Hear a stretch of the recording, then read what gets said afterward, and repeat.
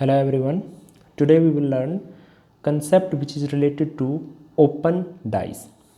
So students, if you haven't seen my previous video which is part 1 to 5th, then you just need to go to description box and watch that video first. बेटा open dice के concept की शुरुआत करने से पहले जैसे कि मैंने यहाँ पे 3 डायग्राम बना दिए हैं ओपन डाइस के, ठीक है। जब भी जो डाइस होती है जब उसको हम ओपन करते हैं, ठीक है, आपको जैसा कि पता ही है कि डाइस में 6 फेसेस होते हैं, तो जैसे ही हम उनको ओपन करते हैं तो कैसे कैसे उसके डायग्राम बन सकते हैं, पॉसिबल डायग्राम क्या हो सकते हैं वो मैंने यहाँ पे बना दिए हैं। और भी पॉसिबल डायग्राम्स हो सकते हैं जिनकी बातें हम आगे की स्लाइड में करेंगे, ठीक है। तो जैसा कि आप फिगर 1 देख पा रहे हैं, क्वेश्चन कैसा आएगा एग्जाम में, जैसे कि फिगर 1 की मैं बात करूं कि इसमें किस फेस का अपोजिट फेस कौन सा होगा। जब इस ओपन डाइस को मैं फोल्ड करता हूं तो कौन से फेस का अपोजिट फेस कौन सा आएगा, इस टाइप का क्वेश्चन आपका एग्जाम में आता है, ठीक है। तो बेटा इसमें करना क्या होता है, जैसे कि जब भी आप इसको फोल्ड करोगे ना, तो आप ये देखो 1 का अपोजिट 2 तो कभी हो ही नहीं सकता, ठीक है। क्यों नहीं हो सकता इसके बारे में मैं बता दूं, क्योंकि 1 और 2 तो एडजेसेंट में है, ठीक है। सेम एज इट इज़ 1 का 4 नहीं हो सकता, 4 का 3 नहीं हो सकता, क्योंकि ये सारे तो एडजेसेंट में, ये भी एडजेसेंट में, ये भी एडजेसेंट में। होता क्या है इसमें, कंसेप्ट जो अप्लाई होता है बेटा वो होता है अल्टरनेट फिगर्स का, ठीक है। Each alternate surface of a dice is opposite to each other, ठीक है। जिस डाइस में हर एक अपोजिट सरफेस एक दूसरे का अपोजिट होता है जब डाइस को हम ओपन करते हैं। देखिए अगर मैं इस 4 की बात करूं, ठीक है, तो ये जो 4 है बेटा ये इस 5 का अपोजिट है, क्योंकि ये दोनों हो गए अल्टरनेट, ठीक है। सेम एज इट इज़ अगर मैं इस 1 की बात करूं तो ये 1 हो गया इस 3 का अपोजिट, ठीक है। 2 जो खाली रहेगा ये 6 का अपोजिट हो गया। तो ये कंसेप्ट इसमें अप्लाई होता है। अगर मैं फिगर 2 की बात करूं तो इसमें सीख लीजिए आप, 6 किसका अपोजिट होगा, 6 अपोजिट होगा 2 का। सेम एज इट इज़ जो आपका ये 4 दिखाई दे रहा है ये अपोजिट होगा आपका 5 का, और इसी हिसाब से 1 अपोजिट हो जाएगा 3 का। अगर बेटा इस टाइप के सिंबल्स गिवन है तो भी आपको घबराने की कोई ज़रूरत नहीं है। होगा क्या भाई, हमें तो केवल अल्टरनेट सरफेसेस ही देखने हैं। तो यहाँ पे ये जो कॉपीराइट है इसका अपोजिट हो जाएगा स्टार। एट द रेट जो आपको दिखाई दे रहा है इसका अपोजिट हो जाएगा ये परसेंटेज, और डॉलर का अपोजिट हो जाएगा आपका ट्रायंगल। आई होप बेटा ये कंसेप्ट आपको समझ में आया होगा। चलते हैं नेक्स्ट क्वेश्चन की ओर, और मैं क्वेश्चन को लिख देता हूँ इसको इरेज करके। तो बेटा जैसा कि आप देख पा रहे हो एग्ज़ाम में जिस टाइप का क्वेश्चन आता है वो मैंने लिख दिया है। इसको हम क्वेश्चन नंबर 1 नाम दे देते हैं, ठीक है। तो बेटा इस क्वेश्चन में क्या है, ये एक आपको ओपन डाइस गिवन मिलेगी, ठीक है। एग्ज़ाम में ये एक ओपन डाइस आपको गिवन मिलती है, ठीक है। और इस ओपन डाइस को क्वेश्चन पूछेगा, when we fold this open dice then which one is dice will be formed. तो भाई ये डाइस फॉर्म्ड होगी, ये होगी, ये होगी या ये होगी, ये आपका क्वेश्चन होगा, ठीक है। तो इस क्वेश्चन को कैसे सोल्व करेंगे भाई, हमारे पास इस ओपन डाइस में एक ही कंसेप्ट था, और वो कंसेप्ट क्या था, each alternate surface is opposite to each other, okay. तो यहाँ पे जो आपको ये एट द रेट दिखाई दे रहा है इसका अपोजिट हो जाएगा आपका हैश।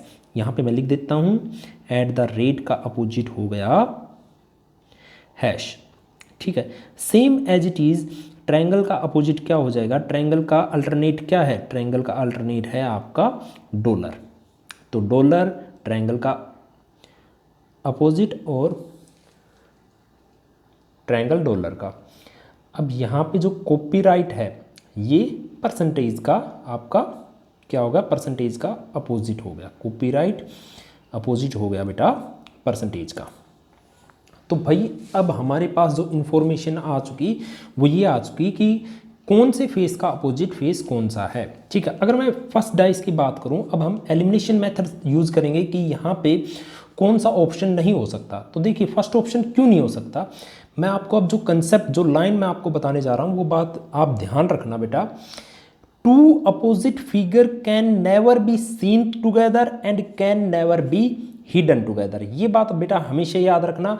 हर वो डाइस बेटा गलत होगी, ठीक है, हर वो डाइस गलत होगी जिसके अपोजिट फेस आपको एक ही डाइस में दिखाई दे। समझ गए या नहीं? देखो कोई भी जो डाइस है, ठीक है, उसका अपोजिट फेस अगर आपको एक साथ दिखाई दे रहा है तो वो डाइस गलत होगी, ठीक है। यहां पे देखिए हमारे पास at the rate and hash दोनों एक साथ दिखाई दे रहे हैं, और मैंने कंसेप्ट क्या बताया था, two opposite face can never be seen together and can never be hide together. ये दोनों छिप भी नहीं सकते और ये दोनों एक साथ दिख भी नहीं सकते, ये बात आप ध्यान रखना। आगे की डाइस की बात करें तो इसमें क्या है, इसमें बेटा डॉलर और ट्रायंगल है। देखो डॉलर और ट्रायंगल दोनों अपोजिट है, तो ये तो हो नहीं सकता, ठीक है, और ये भी नहीं हो सकता क्योंकि यहाँ पे अपोजिट फेस हमें एक साथ दिखाई दे रहे हैं। अच्छा सी क्यों नहीं हो सकता उसकी बात करें भाई, सी में कॉपीराइट एंड परसेंटेज दोनों एक साथ है। कॉपीराइट एंड परसेंटेज की हमने बात की थी, तो ये दोनों अपोजिट हैं, ठीक है, तो ये भी नहीं बन सकता। अच्छा ये तीनों ही नहीं बन सकते, तो ये फोर्थ ऑप्शन ऑटोमेटिकली आपका सही हो गया। आई होप बेटा ये क्वेश्चन आपको समझ में आया होगा। चलते हैं नेक्स्ट क्वेश्चन की तरफ।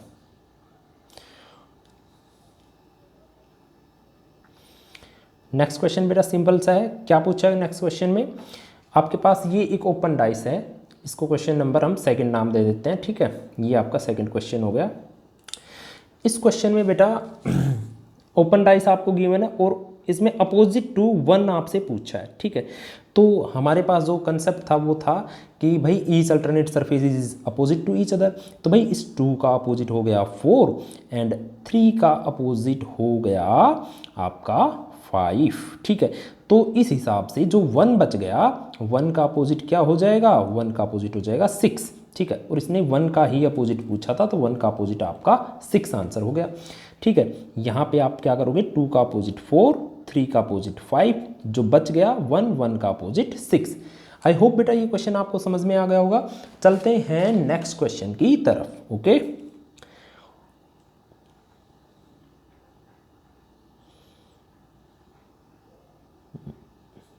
चलो इसको यहाँ पे शिफ्ट करते हैं, ठीक है। तो भाई इस क्वेश्चन में क्या है, इस क्वेश्चन में आपको अपोजिट टू बी बताना है, तो ये क्वेश्चन नंबर आपका 3rd है, ठीक है। तो भाई कैसे बताएंगे हम, हमारे पास भाई जो इन्फॉर्मेशन है, जो कंसेप्ट है, each alternate surface is opposite to each other, वो यूज़ कर देंगे। यहाँ पे ए का जो अपोजिट है वो हो गया सी, अल्टरनेट है ना दोनों। डी का अपोजिट हो गया, डी का अपोजिट हो गया, इसको ऐसे कर देते हैं, ठीक है, डी का अपोजिट हो गया आपका एफ, ठीक है। तो भाई ए का अपोजिट आपका बी हुआ, ठीक है, तो बी का क्या हुआ, ए हुआ, ठीक है। ओ सॉरी बेटा थोड़ी सी मिस्टेक हो गई मेरे से, ए का अपोजिट सी, ए का अपोजिट सी हुआ तो सी का ए, ठीक है। डी का एफ हुआ तो एफ का डी, और बी का अपोजिट क्या हुआ, तो भाई बी का जो बच गया वो बच क्या गया, बच गया ई, तो बी का अपोजिट हो गया ई। आई होप बेटा आपको समझ में आ गया होगा, ठीक है। बी का अपोजिट हो गया बी ई, और ये ही पूछा था कि बी का अपोजिट क्या है। चलते हैं बेटा नेक्स्ट क्वेश्चन की तरफ। इस क्वेश्चन में बेटा ये क्वेश्चन थोड़ा सा पीछे के क्वेश्चन की बजाय देखा जाए तो थोड़ा सा कॉम्प्लिकेशन इसमें है, ठीक है, तो थोड़ा सा ध्यान से आपको समझने की जरूरत पड़ेगी। ये आपका शायद क्वेश्चन हो गया 4th, ठीक है, 4th पार्ट है ये क्वेश्चन का। एक सेकेंड में इसको जचा देता हूँ ढंग से, ठीक है, ये आपका क्वेश्चन का 4th पार्ट। तो भाई इसमें अपोजिट्स कैसे निकालेंगे, इसमें वैसे पूछा तो 1 का अपोजिट है, लेकिन हम सभी के अपोजिट्स निकालते हैं। देखो 3 का अपोजिट बेटा क्या है, सबसे पहली बात तो आप मेरे को ये बताओ भाई, 3 का अपोजिट होगा सर 4, क्योंकि ये दोनों अल्टरनेट हैं, ठीक है, इतनी बात हमारी क्लियर हो चुकी। 3 का अपोजिट है 4। अगर भाई मैं 2 के अपोजिट की बात करूं तो 2 के अपोजिट क्या क्या नहीं हो सकते भाई? 2 का अपोजिट 3 नहीं हो सकता, 1 नहीं हो सकता, 4 नहीं हो सकता, इवन 5 भी नहीं हो सकता, क्योंकि ये सारे इसके एडजेसेंट में हैं। ठीक है भाई, 3 1 4 ये तो आपको एडजेसेंट में दिखाई दे रहे हैं क्योंकि इनकी बाउंड्रीज टच हो रही हैं। ठीक है, यहाँ पे आप देखोगे 2 के साथ 5 की भी बाउंड्री टच हो रही है। ठीक है, तो 2 का अपोजिट 5 भी नहीं हो सकता। 2 का अपोजिट होगा क्या इस केस में? तो 2 का अपोजिट जो बच गया, वो बच क्या गया? 6 बच गया। तो 2 का अपोजिट हो जाएगा 6 एंड 6 का 2।